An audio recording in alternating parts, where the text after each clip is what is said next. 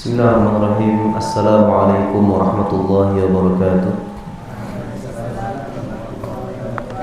Alhamdulillah, wassalatu wassalamu ala rasulillah wa ala alihi wa ashabihi wa man tabi'ahum bi ihsanin ila yaumiddin. Amma ba'd. Fa inna asdaqal hadithi kitabullah wa khairal hadi hadi Muhammadin sallallahu alaihi wasallam. وشر الأمور محدثاتها فإن كل محدثة بدعة وكل بدعة ضلالة وكل ضلالة في النار. Alhamdulillah, ikhwan dan akhwat, para tulabul ilm rahimani wa rahimakumullah jami'an. Sesungguhnya di antara nikmat yang besar yang Allah berikan kepada kita adalah di antara miliaran kaum muslimin, atau dengan arti 1 miliar lebih kaum muslimin, Allah jadikan kita sebagai seorang ahlu sunnah dan mencintai ilmu. Antum lihat, di antara ahlu sunnah sendiri, kita yang Allah pilih untuk bermajlis ini, itu tak lain tak bukan adalah taufik dari Allah Subhanahu wa ta'ala. Dari sekian miliaran manusia yang ada, Allah pilih kita. Maka hendaklah kita bersyukur. Dengan kita bersyukur, Allah Subhanahu wa ta'ala akan tambahkan nikmat kepada kita semuanya. Tak lupa salawat serta salam kepada Nabi kita Muhammad sallallahu alaihi wasallam yang telah membimbing umat dari gelapnya jahiliyah menuju terangnya agama Islam. Kitab yang di hadapan kita ini adalah kitab Al-Qawaidul Muthla fi Sifatillah wa Asma'ihil Husna. Kaidah-kaidah yang sangat muthla, yang sangat baik, ya, fi sifatillah wa asma'ihil husna, pada pembahasan sifat-sifat Allah dan nama-nama Allah yang maha indah. Kitab ini ditulis oleh Syekh Muhammad ibn Shalih al-Utsaimin rahimahullah ta'ala. Beliau adalah seorang pakar akidah, pakar fikih, pakar hadis, pakar Masya Allah. Kalau dikatakan beliau mutafannin, beliau menguasai banyak bidang. Dan terutama dalam masalah akidah, kalau seandainya kita mungkin membaca kitab Syekhul Islam itu sulit, kitab Ibnu Taimiyah itu sulit, maka perhatikan, hendaklah kita punya perhatian membaca kitab-kitab Syekh Muhammad ibn Shalih al-Utsaimin. Sesungguhnya kalimat-kalimat atau syarah-syarah yang dibuat beliau itu mempermudah pemahaman di dalam memahami manhaj atau akidah Ahlussunnah wal Jamaah. Hadirin dan hadirat sekalian dirahmati Allah Subhanahu wa ta'ala, sesungguhnya memahami kaidah-kaidah itu sangat penting. Oke lah, kita pernah mungkin diantara kita belajar akidah wasitiyah, gitu kan? Dia itu berbentuk ayat dan hadis yang bersifat tafsiliyah, yang bersifat terperinci. Permasalahan ketinggian Allah dalilnya ini, permasalahan tentang wajah Allah dalilnya ini. Dia bersifat apa? Tafsiliyah, rinci. Sedangkan yang di hadapan kita ini apa? Kaidah, artinya pembahasan secara umum. Kaidah itu artinya apa? Qadiyatun, ya. Apa namanya? Kaidah, qadiyah, permasalahan yang umum, ya. Yang dilingkup qadiyah, permasalahan yang bersifat umum yang menghimpun bagian-bagiannya. Itu namanya kaidah. Artinya satu baris kalimat dia menghimpun banyak permasalahan.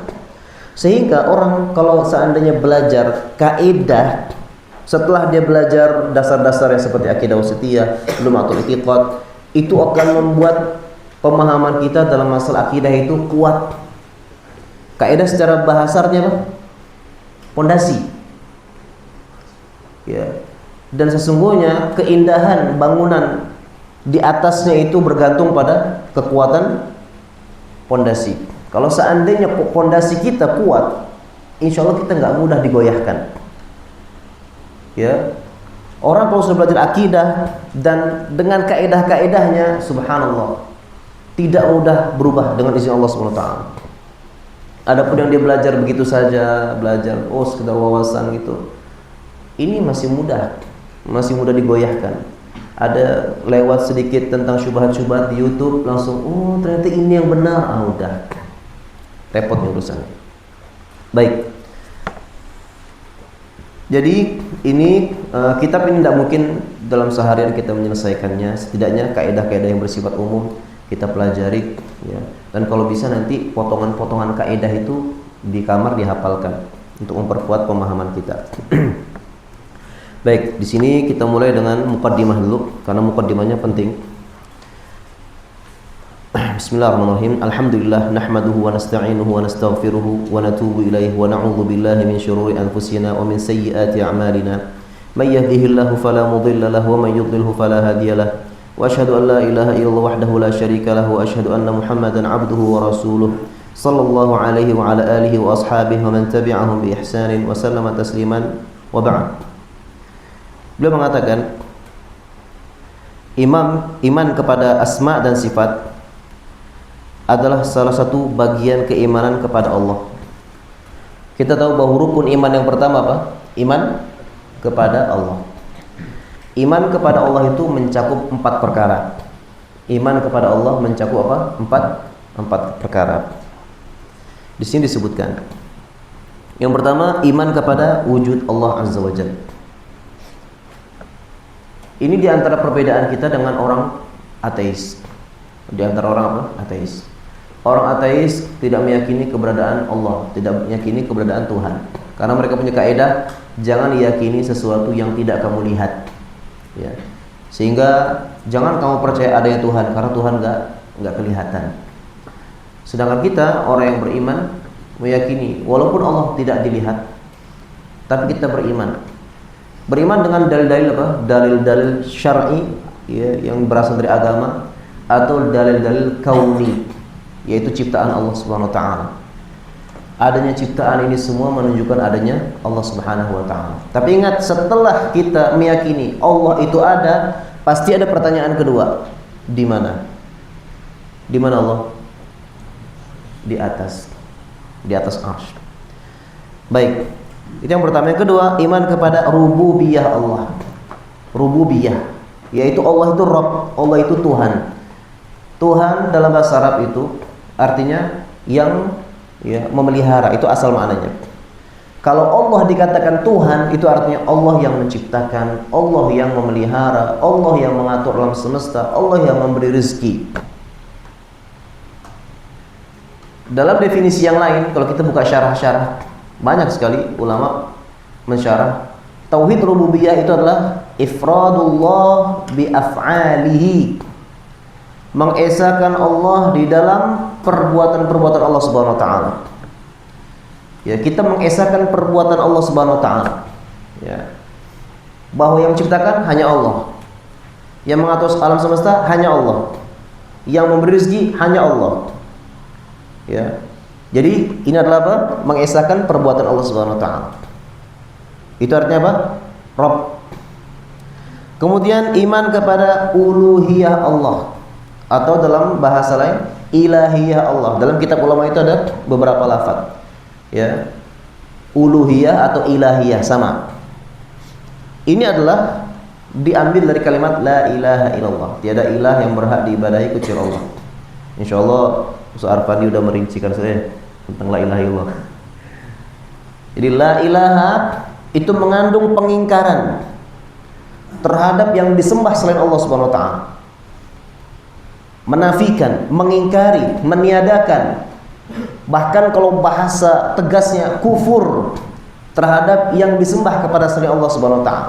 Orang bertauhid enggak boleh bilang, mereka menyembah itu tidak masalah. Saya menyembah Allah, iya, saya menyembah Allah, tapi kita jangan salahkan yang menyembah selain Allah. Enggak boleh begitu. Enggak boleh begitu. Harus kufur terhadap yang disembah kepada selain Allah. Mana dalilnya? Dalilnya apa? La ilaha illallah, la ilaha. Dalil yang lain apa? Wa may yakfur bit-taghut wa yu'min billah. Barang siapa yang kufur kepada kesyirikan, wa yu'min billah, dan beriman kepada Allah, faqad istamsaka bil urwatil wuthqa la infisama laha. Enggak boleh dia, saya sih menyembah kepada Allah, tapi saya juga enggak menyalahkan orang yang menyembah selain Allah. Enggak boleh begitu. Harus menafikan, mengingkari, meniadakan kufur pada yang disembah pada selain Allah Subhanahu wa taala. Illallah artinya apa? Menetapkan bahwa yang berhak diibadahi hanya Allah Subhanahu wa taala. Kemudian iman kepada asma dan sifat Allah, meyakini bahwa Allah memiliki nama-nama yang indah dan sifat-sifat yang sempurna yang tidak ada cacat sama sekali dari segala sisinya. Nah, sekarang saya mau tanya, dari 4 tentang keimanan kepada Allah Subhanahu wa taala ini, mana yang menjadi pembahasan kitab kita pada hari ini? Yang keberapa? Yang keempat. Yang keempat. Atau bisa juga yang pertama, karena keberadaan Allah nanti ada konsekuensi pertanyaan kedua, di mana Allah, itu juga masuk dalam masalah asma wa sifat. Baik. Ada dalil menunjukkan bahwasanya Allah itu ilah, Allah itu Rabb, Allah itu memiliki nama-nama, sifat dan sebagainya. Itu dalam surah An-Nas. Qul a'udzu bi rabbin nas. Katakan aku berlindung pada Allah dengan Tuhan manusia, Rabb. Malikin nas, rajanya manusia. Ini salah satu dari nama Allah SWT. Ilahin nas, sesembahan manusia. Di situ Allah bedakan antara Rabb dengan ilah. Ya. Jadi Abu Jahal ketika ditawarkan la ilaha illallah, nggak mau. Tapi kalau ditanya, ya, kalau seandainya ada Abu Jahal zaman sekarang, silakan tanya Abu Jahal, ada Tuhan selain Allah enggak? Dia akan jawab, enggak ada Tuhan selain Allah.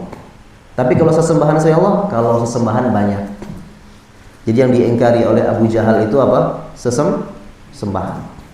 Aja'al al-alihata ilaha wahida, inna hadza la syai'un ujab. Apakah Muhammad itu menjadikan sesembahan yang banyak yang menjadi satu sesembahan? Ini adalah sesuatu yang aneh.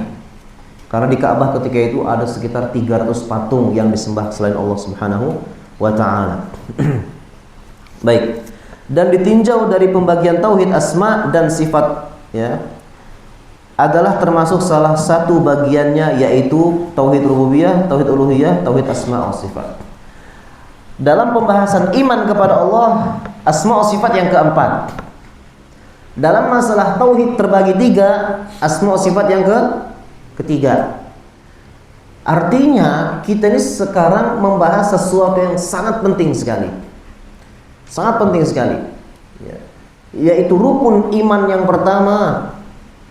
Rukun iman yang pertama yaitu apa? Iman kepada Allah. Dan asma wa sifat itu yang keempat tadi. Baik. Dengan demikian asma dan sifat mempunyai kedudukan yang tinggi dan sangat penting dalam agama. Seseorang tidak akan dapat beribadah kepada Allah dengan sempurna jika tidak mengetahui asma dan sifatnya, ya. Bagaimana dia bisa beribadah kepada Allah dengan sempurna, sedangkan dia nggak tahu Tuhan yang dia sembah? Bagaimana bisa menumbuhkan khauf, bisa menumbuhkan roja, bisa menumbuhkan mahabbah? Bagaimana kita bisa menumbuhkan cinta, rasa takut, kemudian harap kepada Allah Subhanahu wa taala kalau nggak kenal siapa yang disembah? Tak kenal maka ta'aruf. Kan gitu. Nggak kenal, kenalan dulu. Habis kenal akan cinta kepada Allah Subhanahu wa taala. Bagaimana kita langsung cinta padahal tak kenal dengan yang kita cintai? Kenapa kalian cinta sama orang tua kalian? Karena kenal, kan gitu. Kita kenal. Baik.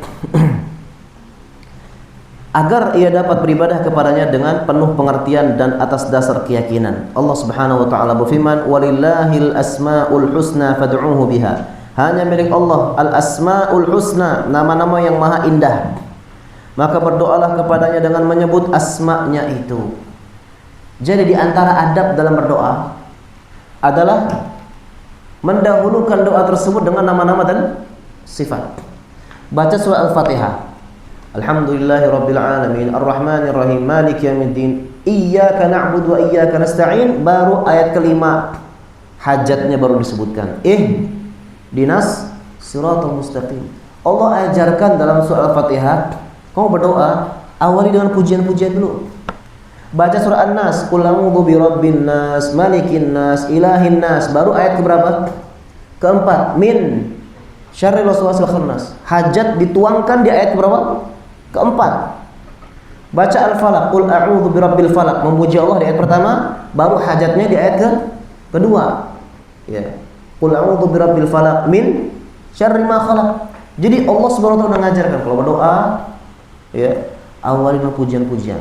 Dan baca zikir-zikir dan doa-doa yang Nabi ajarkan. Selalu kita dapati Nabi itu kalau berdoa selalu mengawali dengan pujian-pujian nama-nama dan sifat Allah Subhanahu wa taala. Ya. Allahumma rabbin nas, kan dimulai dengan ya Allah, Tuhannya manusia.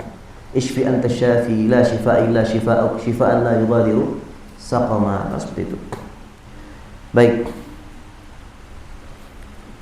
Kemudian dari sisi lain ada juga tambahan faedah dari perkataan Syekh Sa'di, dan Syekh Sa'di pun mengambil dari perkataan-perkataan ulama sebelumnya, yaitu sebuah perkataan yang terkenal, syaraful ilm bi syarafil ma'lum. Mulianya ilmu itu dengan mulianya yang dibahas, yang dipelajari. Sekarang saya mau tanya, asma wa sifat belajar tentang apa? Asma wa sifat belajar tentang apa? Nah, siapa namanya? Belajar tentang apa? Tentang nama-nama Allah, tentang Allah Subhanahu wa taala, betul kan? Jadi kalau seandainya kita membahas fikih itu mulia, kalau membahas muamalah itu mulia, akhlak itu mulia, rumah tangga itu mulia, maka membahas tentang Allah lebih apa? Lebih mulia. Yang kita bahas Allah Subhanahu wa taala. Yang kita bahas Allah Subhanahu wa taala. Makanya di antara julukan Syekhul Islam Ibnu Taimiyah apa? Mujahid fi asma'illah wa sifatih. Syekhul Islam itu pejuang, beliau mujahid di dalam membela nama-nama dan sifat Allah Subhanahu wa taala. Keluar masuk penjara dengan sebab membela nama-nama dan sifat Allah Subhanahu wa taala. Luar biasa. Imam Ahmad membela sifat Allah Subhanahu wa taala. Al-Qur'an kalamullah bukan makhluk, di penjara, dicambuk berkali-kali. Luar biasa. Dan kawannya bernama Nuh meninggal membela bahwa Al-Quran bukan makhluk, sifat Allah Subhanahu wa taala. Lalu kita sekarang di zaman sekarang enggak usah bahas asma sifat lah, udah nggak relevan. Subhanallah. Padahal orang-orang dulu ciri khas yang sangat nampak yaitu asma was sifat. Adapun zahir, mazhar, penampilan luar itu bagus juga. Itu bagus kita perbaiki. Tapi jangan juga kita terkecoh dengan zahir. Karena ya akidah itu lebih apa? Penting. Baik. Doa dalam ayat ini mencakup doa masalah dan doa ibadah. Doa masalah adalah doa permohonan. Doa masalah itu artinya permohonan. Adalah memohon kepada Allah diawali dengan menyebut nama yang sesuai dengan satu atau beberapa dari nama-namanya. Seperti mengatakan ya Ghafur ighfirli. Jadi dia minta ampunan, dia sebut apa nama yang sesuai dengan permohonannya. Maka dia awal dengan ya Ghafur. Ghafur itu Ghafur nama Allah SWT yang selalu mengampuni. Yang selalu apa? Mengampuni. Jadi Allah itu di antara nama yang disebutkan itu Ghafir, Ghafur, Ghaffar. Masing-masing beda-beda tuh. Ghafir yang maha mengampuni, Ghafur yang selalu mengampuni. Jadi hambanya berbuat dosa terus, diampuni terus. Ghaffar yang sangat mengampuni, sebesar apapun dosa diampuni Allah SWT. Ghafir, Ghafur, Ghaffar. Dalam Al-Quran disebutkan tiga-tiganya. Ghafirudz dzanbi wa qabilut taubi syadidil iqab dzit taul. Ya Ghafir. Kemudian juga dalam surat yang lain Ghaffar. Wa inni laghaffarun liman taba.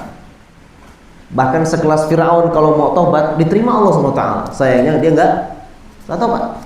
Bahkan Ashabul Ukhdud tahu ya kisah Ashabul Ukhdud yang membakar, melakukan genosida satu generasi di genosid orang beriman. Tahu genosida? Kalau pestisida atau pestisida? Genosida itu pembantaian habis-habisan, namanya genosida. Satu generasi dibantai orang beriman, dibakar dalam parit. Apa kata Allah? Innal ladzina fatanul mu'minin wal mu'minat tsumma lam yatubu. Sesungguhnya orang yang mengazab orang beriman dan wanita beriman kemudian belum taubat. Nah, artinya apa? Kalau taubat diampuni, padahal perbuatannya subhanallah parah. Orang dibakar hidup-hidup, dia apa? syuhud di atas apa? Dia menyaksikan orang-orang tersiksa. Ya. Wa hum 'ala ma yaf'aluna bil mu'minina syuhud. Mereka di atas parit itu ya sambil menyaksikan orang tersiksa, terbakar, tertawa-tawa dan sebagainya. Luar biasa, hati mereka keras. Tapi kata Allah, kalau mau tobat Allah terima. Itu ya arti dari Ghaffar. Kemudian Allah Ghafur. Ghafur itu selalu mengampuni dan seterusnya. Kemudian wa ya Rahim irhamni wa ya Hafid ihfadni. Dan semisalnya. Nah, sekarang gini, kita pengen memohon dan permohonan kita itu kan dimulai dengan apa? Nama atau apa? Atau sifat. Bagaimana kita mau mengamalkan itu kalau tidak kenal nama-nama dan sifat Allah SWT? Bagaimana kita mau memohon dengan permohonan yang sempurna dengan mengawali nama-nama dan sifat Allah kalau kita nggak kenal Allah SWT? Ya, baik. Kemudian dan doa sedangkan doa ibadah ialah melaksanakan ibadah kepada Allah berdasarkan al-asmaul husna. Ya. Jadi sebenarnya antara doa permohonan dengan doa ibadah itu sebenarnya saling talazum, saling apa? Ya, isi mengisi gitulah. Satu sama lain. Karena yang namanya doa permohonan itu juga ibadah. Kita ketika minta kepada ya Allah berikan hamba ini ketika kita memohon kepada Allah, selain dia itu adalah permohonan, di sisi lain dia ibadah bukan? Ibadah. Betul enggak? Sekarang kita sholat itu ibadah bukan? Di dalam sholat terkandung permohonan enggak? Bukankah orang yang sholat berharap kepada Allah agar sholatnya itu diterima? Betul enggak? Ketika dia zakat itu ibadah bukan? Zakat itu doa, zakat itu doa. Doa ibadah, zakat. Mengandung permohonan enggak?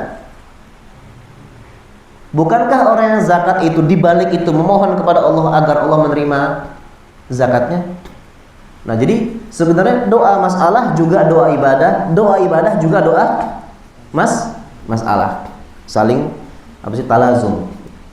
Talazum itu bahasa Indonesia apa sih? Saling ya, melazimkan. Baik. Berdasarkan seperti Anda bertaubat kepadanya karena dia maha penerima taubat ya. Berzikir dengan lisan karena dia maha mendengar. Beribadah dengan raga karena dia maha melihat. Takut kepadanya meskipun dalam keadaan sendirian karena dia maha tahu dan maha teliti dan seterusnya.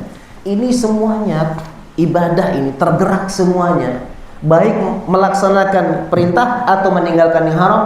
Itu semuanya bisa dilaksanakan dengan mudah ketika iman kita dalam masalah asma wa sifat itu betul-betul mendarah daging. Bukan sekedar pemahaman, tapi mendarah daging, menjadi karakter hidup kita. Kita meyakini Allah itu Sami', maha mendengar. Konsekuensinya berarti jangan coba-coba melakukan sesuatu yang diharamkan Allah Subhanahu wa taala. Allah maha melihat. Berarti kita ya berusaha beribadah itu minta pandangan dari Allah Subhanahu wa taala, bukan pandangan dari makhluk. Konsekuensi dari asma sifat itu betul-betul ya terlaksana dalam kehidupan sehari-hari.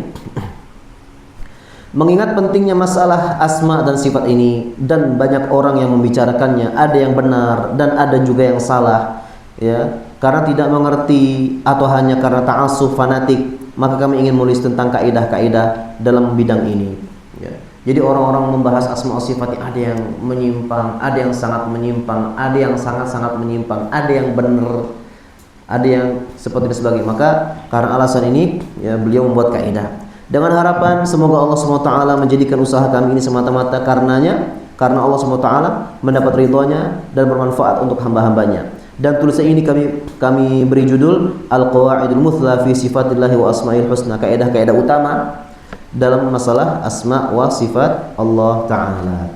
Ini muqaddimah ya penting ya, ketika kita nanti ya, ditakdirkan Allah mengajarkan kitab ini, muqaddimah jangan lupa dibaca ya, alasan kenapa penting sekali pembahasan ini. Baik.